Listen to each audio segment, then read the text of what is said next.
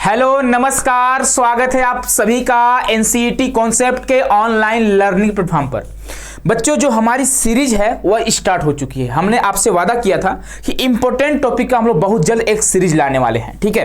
तो यहाँ पे जो पहला वीडियो हमारा रहेगा, जो पहला सीरीज का पहला वीडियो रहेगा वह रहेगा बुक्स एंड ऑथर, ठीक है।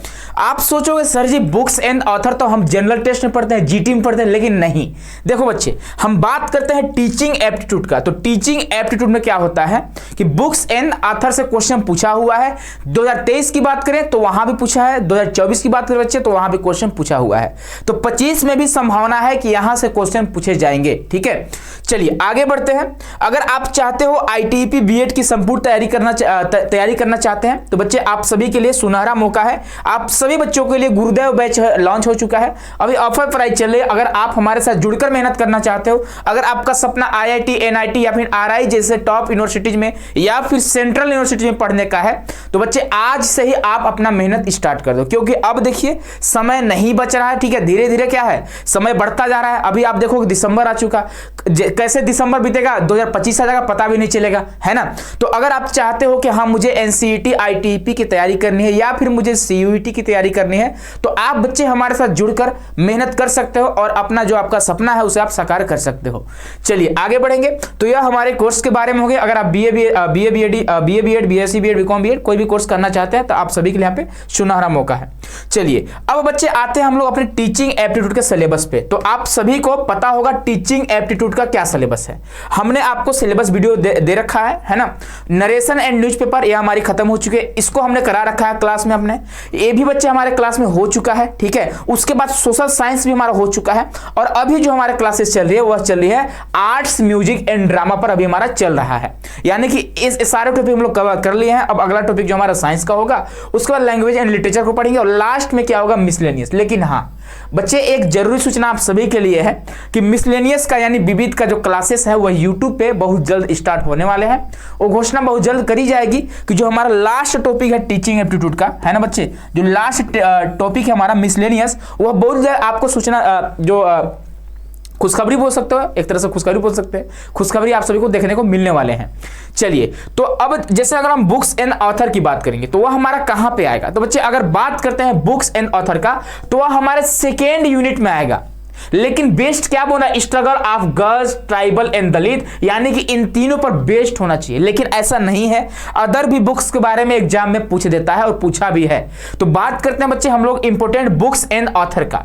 तो देखिए यहाँ पे कुछ इंपोर्टेंट बुक्स एंड ऑथर लाए हुए हैं और यह जो है पार्ट 1 है। एक और पार्ट आएगा बुक्स एंड ऑथर पर, इस बात का ध्यान रखना, ठीक है।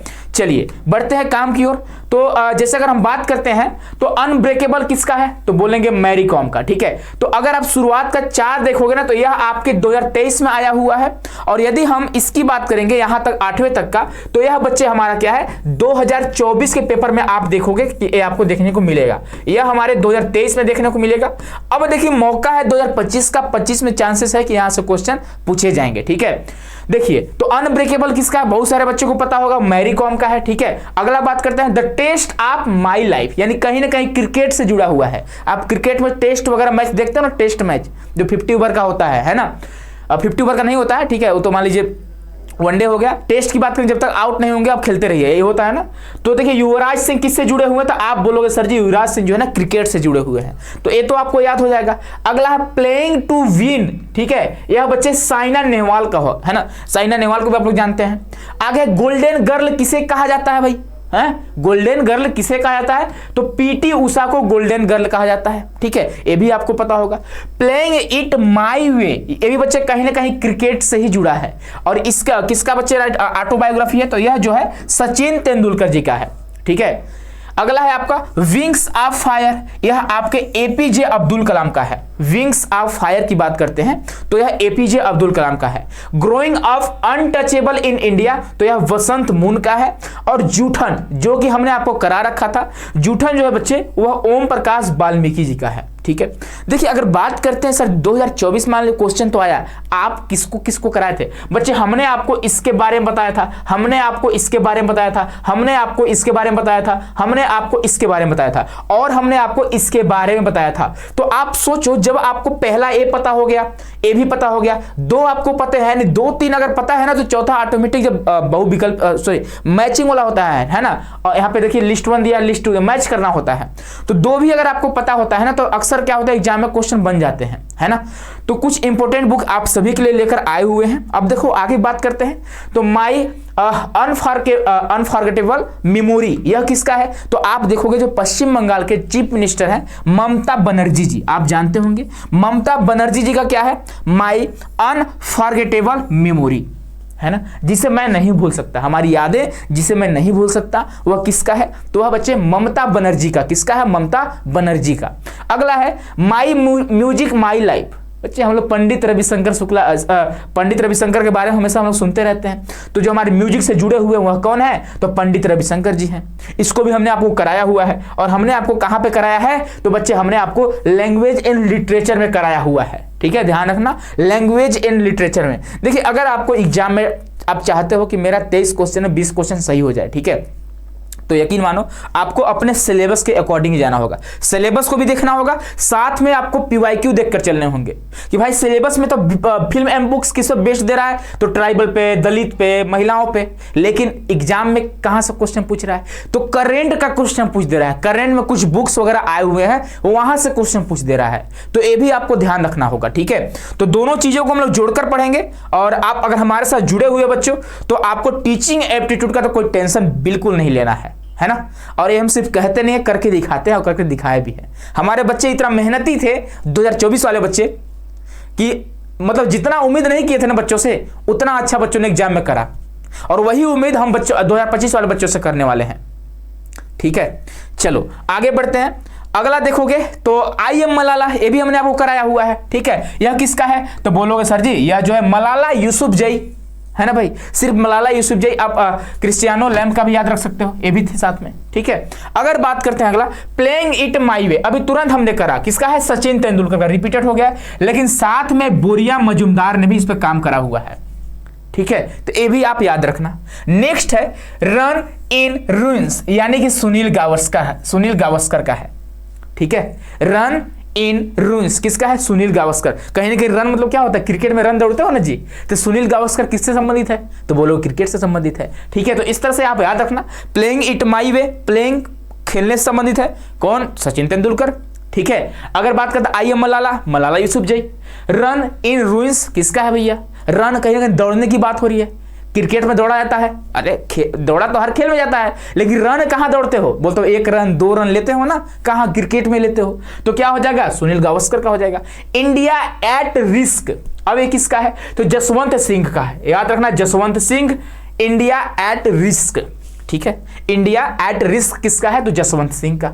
अब देखो दो है, ठीक है। एक है मेकिंग इंडिया आवेशम, चेतन भगत का, और एक है हाफ गर्लफ्रेंड। अक्सर बच्चे को पता होता है जो हाफ गर्लफ्रेंड पुस्तक है वह किसका है? चेतन भगत का है, क्योंकि काफी पुराना पुस्तक, करंट का नहीं है, लेकिन यहां से भी क्वेश्चन पूछने के चांसेस हैं, ठीक है।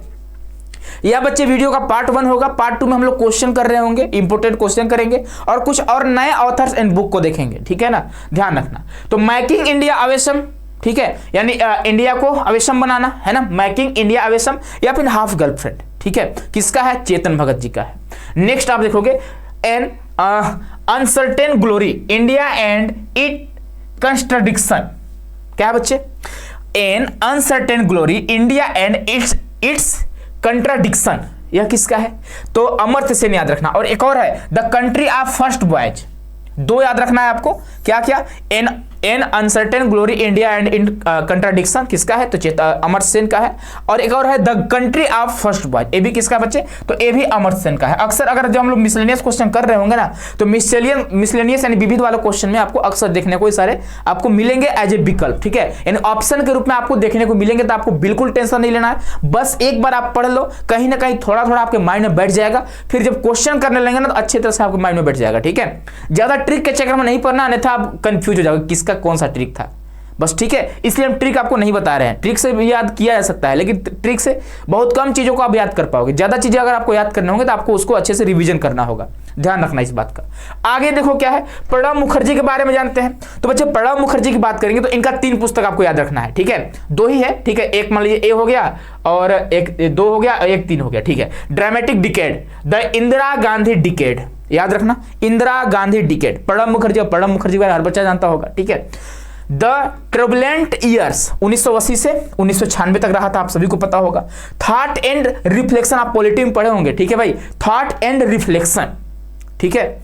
थॉट एंड रिफ्लेक्शन किसका? प्रणब मुखर्जी का। तीनों याद रखना। ड्रामेटिक डिकेड यानी अगर इंदिरा गांधी डिकेड की बात करेंगे प्रणब मुखर्जी, 1980 से 1996 की बात करेंगे इंदिरा गांधी, तो किसका होगा? प्रणब मुखर्जी का हो जाएगा। थॉट एंड रिफ्लेक्शन की बात करेंगे तो बच्चे ये आपका हो जाएगा प्रणब मुखर्जी का। तो ये तीनों आप याद रखना। अगला जवाहरलाल नेहरू, हाँ देखिए इनका नाम ही मतलब एक पुस्तक है एन ऑटोबायोग्राफी, ठीक है। किसका है? तो बोलोगे जवाहरलाल नेहरू का, थोड़ा उल्टा लिखा गया, ठीक है।